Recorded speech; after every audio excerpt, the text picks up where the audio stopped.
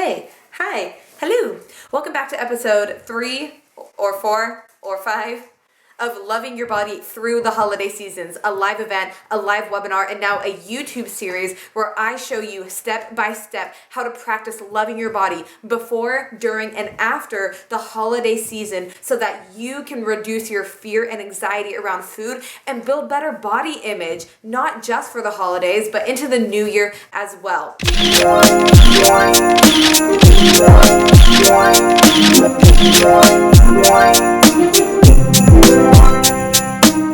If you want to see the top 3 videos or the first however many videos, I'm going to link them above and down below because they are all strategically placed in order to help you navigate your way through the holidays while practicing loving your body and being confident in the process. Obviously, I'm in a different space right now and it's a little bit messy. My boyfriend and I just moved to an apartment. My dog's chilling in the background being a weirdo, and I can't figure out how to set my microphone up right now. Things just aren't really working in my favor, but we must go on. So today, we're gonna be talking about immediate stress reducing practices. So we've already been over what is loving your body through the holiday season. We've been over how to prepare and declutter your space, decluttering the negative energy so that you can bring in and invite in new energy. How to plan ahead, meaning practicing verbal responses to pressure from family members, to what to do when you are face to face with a buffet or a celebration over food. What do you do? Who do you talk to? We've already covered all of those. Again, those are in the playlist that I'm linking above and below. Today, though, we're going to be talking about immediate stress reducing practices. This means when it is the holiday and you are feeling a little bit stressed out and overwhelmed, what do you do? And what do you do after to calm your mind down and maybe have a fresh start afterwards? If you're excited for this video, let me know down below what you do to reduce your stress and to really feel calm and at peace. I know we all have a variety of different routines and things that we do, and I'm always looking for a new inspiration. And other people can gain inspiration from you as well. So message it, comment it down below, and let's dive right in. So all we're trying to do is feel good. We want to feel good. We want to believe in ourselves, be confident in ourselves, know that we have our shiz together. We want to believe in our own strengths, and we want to look good, and there's nothing wrong with wanting to look good. But what a lot of us get into a weird mindset trip about is weight gain during the holidays and unhealthy foods and stuffing our face with snacks and having this idea that we're already going to do it and premeditating what bad is going to happen. Not only premeditating it and causing ourselves stress before we're even in that situation, but maybe we're having a bad body image day that we just can't shake off. Maybe it's the day after a holiday feast and you're feeling bloated and groggy and gross. Whatever it means, we all experience days like those, and it can take on many, many forms. So it's important to have those calming practices that make us feel tranquil and at peace so that we can keep a good head on our shoulders and really appreciate what the holidays is about outside of just the food and the grogginess that we might feel. So we're gonna dive straight into the first tip that I have to reduce stress. And that is to acknowledge your feelings. If you watched my last video about planning ahead, you'll know that I talked about having somebody to talk to, somebody that you plan ahead to have to talk to, maybe a friend, maybe somebody that you trust with your feelings. So you don't have to navigate feeling lonely and feeling stressed out alone. You have someone to talk to. But a part of that and being your own advocate and your best client, for that matter, is to acknowledge your feelings. I find that we often subconsciously let the feelings of stress or uneasiness or whatever that negative emotion is reside inside of us, and we try to downplay it as if it isn't a big deal. When the truth is, no matter what size of the negative emotion is that you're feeling, it matters, and it's important to acknowledge it. It's a little mindset trick that I'm going to teach you right now. So what you're going to do, let's say you're feeling overwhelmed, there's a lot of food in front of you, family's telling you to eat seconds, and you really don't want to. You're starting to feel some uneasiness and anxiety bubble up. You're trying to stay in the spirit of the holidays, but you just can't shake this. Maybe this is the time when you step away for a moment and you say to yourself, or at least have a moment of silence to think to yourself, feelings, I acknowledge you. You are important. I understand that you are here, and I'm not gonna ignore you. I don't have the time to deal with you right now. I'm with family, but I will work through you. I'm not forgetting about you. I'm going to work through this. The reason for this is because energy never dies, but is transferred. So if you have something that's stressing you out or hurting you, and you don't deal with it, it's going to reside inside of you until over time it manifests and grows, and maybe you have a lash out, or maybe you have a breakdown hysterical cry.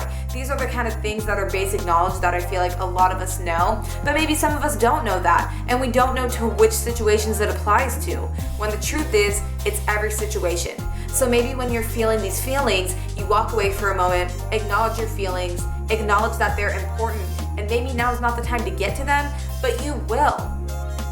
Give yourself that peace of mind of knowing that your feelings matter and they are just as important as anybody's feelings. You have to take care of yourself in times like this. Write this down in your little journal. Acknowledge your feelings. So what I've been telling everybody at the beginning of each of these videos, which I forgot to just now, is to get a little notebook and title it Body Loving Notes or Loving Your Body Through the Holiday Seasons. And in this episode, we're going to be talking about stress reducing practices. And you can write down in that one, acknowledge your feelings. The next one is to journal. Now, this might sound a little foo-foo, something we've all heard before. So maybe before you head into a situation that you already have a feeling is gonna cause you anxiety or stress, you know yourself best, you know what that is. Take 5 minutes to journal. How do you want the day to go? What feeling do you want to embody that day? Set the tone, set the mood for your day. Have a plan in mind. Again, when we talk about planning ahead, we talk a little bit about this in more detail. So planning ahead, journaling beforehand, getting some of those maybe anxiety and nervous feelings written down on paper so you can release the energy. The energy can be transferred onto a piece of paper, and then you can have a little bit more of a clear head. Now, maybe that day at the dinner party or wherever you are, you just ate a lot of food, or you ate more than you would have liked to, and you're feeling a little bit guilty about it. We've already covered this again in another video, which is giving yourself full permission to eat to kind of avoid some of those nervous feelings and feelings of guilt. But the fact of the matter is, if you're coming from a place of having a bad relationship with food, this might not be that easy to just embody all of this goodness around food all at once. So you might still feel a little bit guilty, and just know that that's okay, and you're trying. You being here watching this video is trying. So maybe you're feeling some guilt, maybe there's some anxiety there. Again, whatever the feelings may be, I'm just playing a scenario out so you guys can kind of see it in action.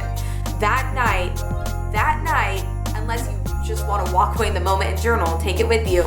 But that night, grab out your journal, grab out a pad and a pen, and write down everything. Brain throw up, thought throw up. Just write down everything. Get that energy out of your brain onto paper. It's one of those things that we see a lot of other people do, and we want to try it, and maybe we've heard it from a million different sources, but maybe in this certain circumstance, this is the time where it's going to resonate with you the most, and it's going to make the most sense.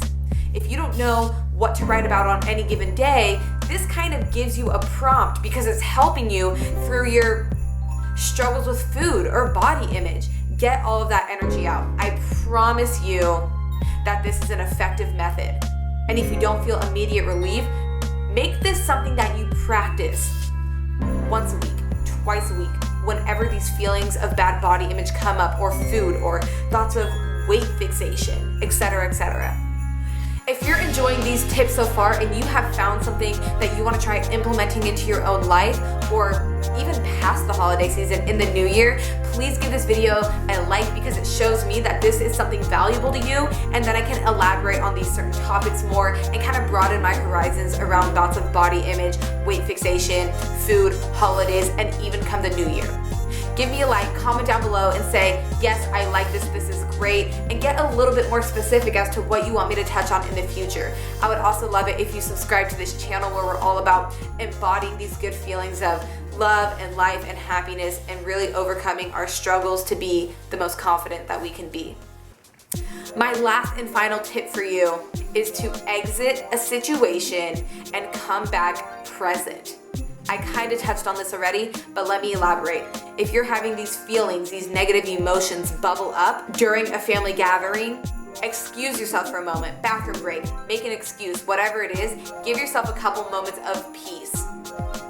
Gather your thoughts, use the acknowledging your feelings tool, come back into the situation, present and focused, turning your energy away from something that's not yourself. Focus more on your family. What have you been up to? Ask them deeper, personal questions to kind of keep the energy away from you and your thoughts and get out of your bubble. Focus the energy on them. But I understand that that's hard. So one thing that you can do is coming back into the situation more present by using your senses, right? Sight, taste, touch, feel. And that can be around food too. Maybe you're gonna look at your food, and even if you don't want to eat it, but you kind of know that you're going to, and this happens to a lot of us, unfortunately, or heck, maybe even fortunately. Maybe you're like, I see all up there, I don't want it, but I'm gonna eat it anyways because it's delicious.